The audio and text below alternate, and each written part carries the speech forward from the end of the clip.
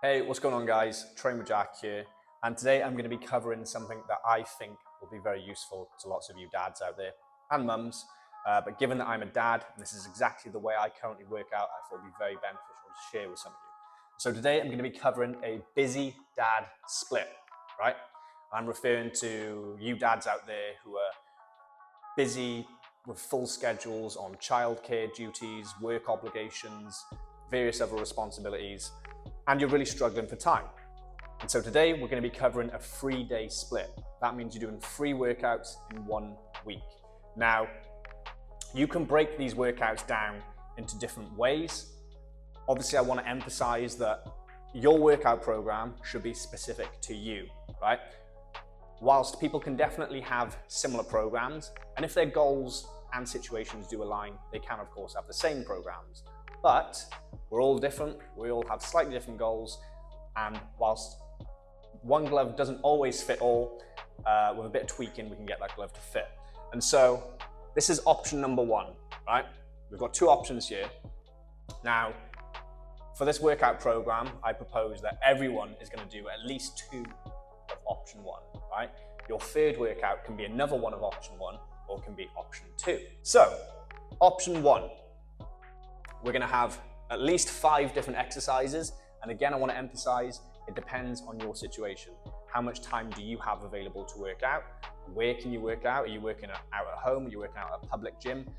This is all kind of just a blueprint for you to take and then tweak and make into your own. And so option 1, let's say I'm basing this off a 50 to 60 minute workout, right? So we have a compound / strength movement at the beginning. Then we have another one. And then we've got either 3 hypertrophy sets, exercises, or 1 HIIT exercise. Now I'll get to these and explain why you would have the variation. It's dependent on your goals.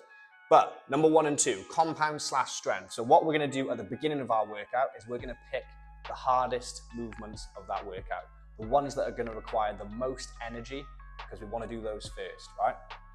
And what I mean by compound / strength, we're going to pick a compound movement, so one that uses potentially multiple muscle groups at once. So in this case, I've opted to start with a squat, and we're going to go for a kind of strength rep range. So typically that could be between anywhere from 2 to 6 reps. It varies, it could be more or less, but you know, as a blueprint, let's say 4 to 5 reps per set.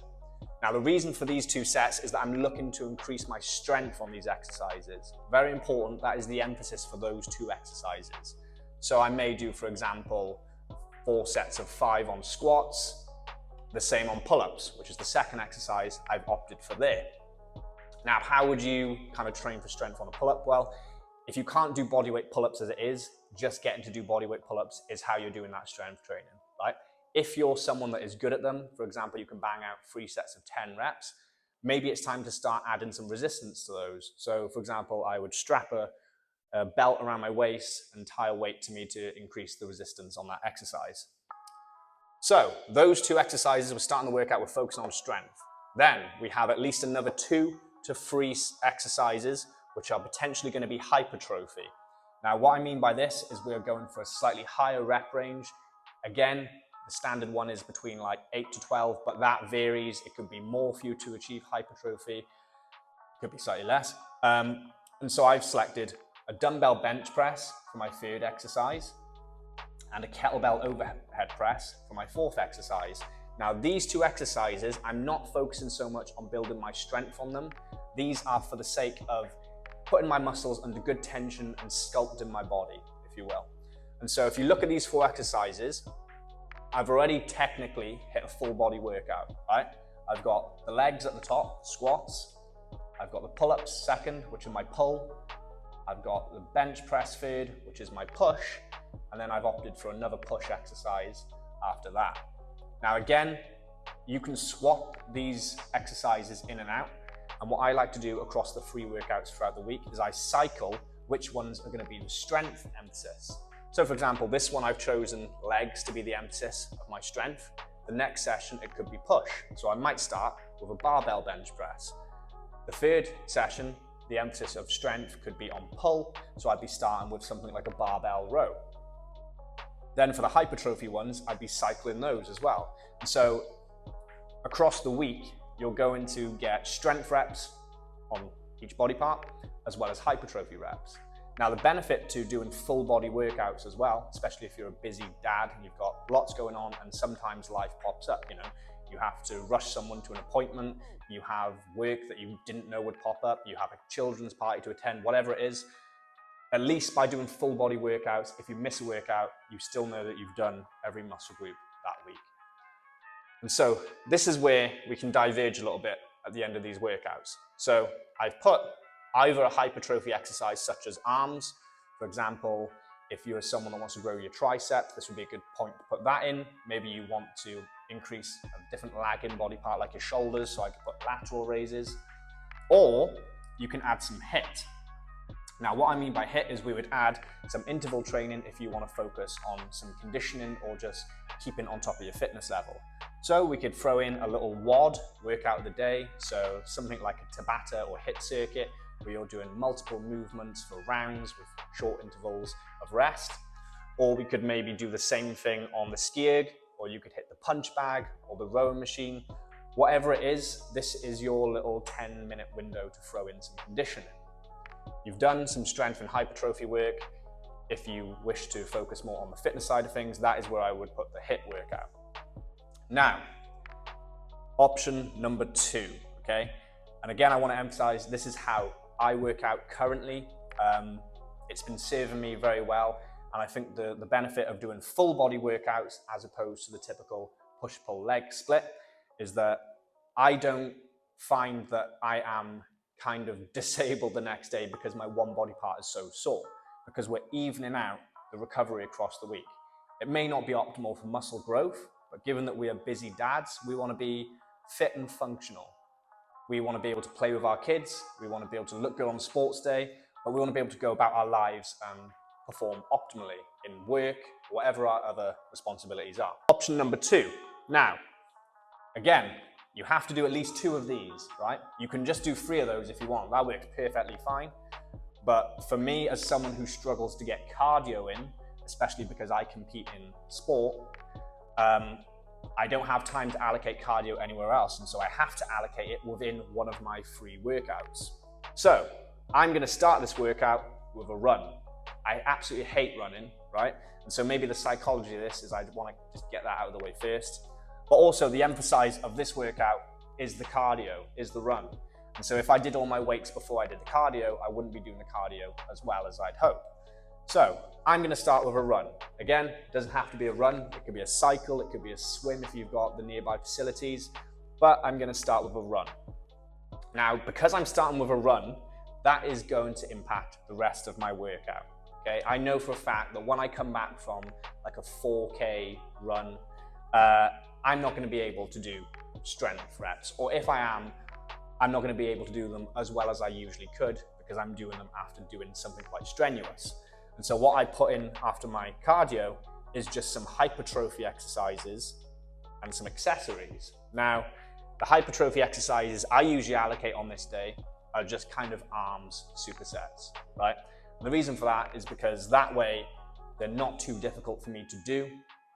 Sure, they can be challenging and you want to feel like a deep burning pump, but I mean, they're not as hard for me to do as an overhead press. So I'm going to throw in all of my arm work there so that during my other 2 workouts, I don't have to worry about my arms. Then I've got accessories. Now, accessories, again, is specific to you. So what I throw in on there could either be a little bit of sport-specific stuff for judo, because that's what I compete in.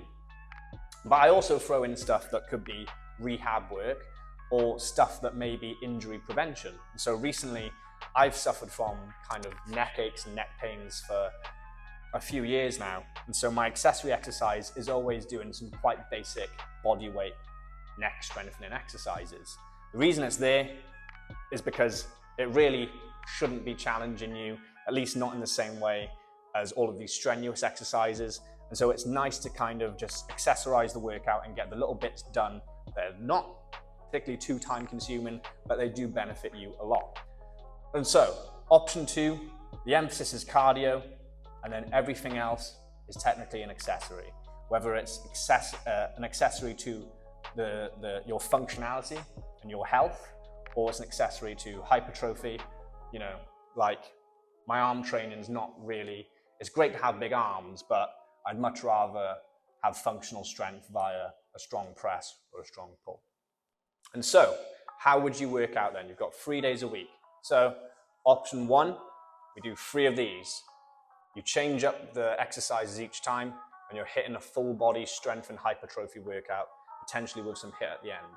If you've got a little bit more time, you can even add the HIIT at the end on top of all that. It may take you just over an hour, but still, if you've got the time, why not do it? Or option 2, I do 2 of these and 1 of those. So I'm getting in the benefits of the strength and hypertrophy, and I'm also cramming in my cardio and making sure that that gets done as well as some more work. Now, again, there's far more optimal splits out there, but this is for someone who really needs to be time efficient, okay? Whether you're a busy dad, busy mum, or just a busy professional, you need to be very efficient with your workouts. And I've found personally for the past 2 years that this is a great way for me to get lots of volume in. I am still progressively overloading, so I am getting stronger on certain things. I'm getting my cardio in, and importantly, I'm recovering quite well because I'm not going absolutely ham on one body part as though I was doing a bro split. Now, I hope I haven't completely overloaded you with lots of information. If you have questions, let me know in the comments. If you have a different way of going about it, let me know, because I'm always open to learning more. Outside of these free workouts, I also do other stuff. So I will go to judo training, I'll do some boxing, sparring on a weekend, but I simply don't have any more time to allocate in the week. And so I've come up with this system to be as efficient as possible. It's not as optimal as that 21-year-old with no kids who can train 5 times a week and is getting far more volume, far more training in than me, but for someone who is running a business, working a full-time job, and trying to raise kids, consistency is optimal. And if this enables you to be consistent, that is optimal for your life. If you enjoyed the video, please drop it a like and consider dropping my channel and subscribe, and I shall see you in the next one.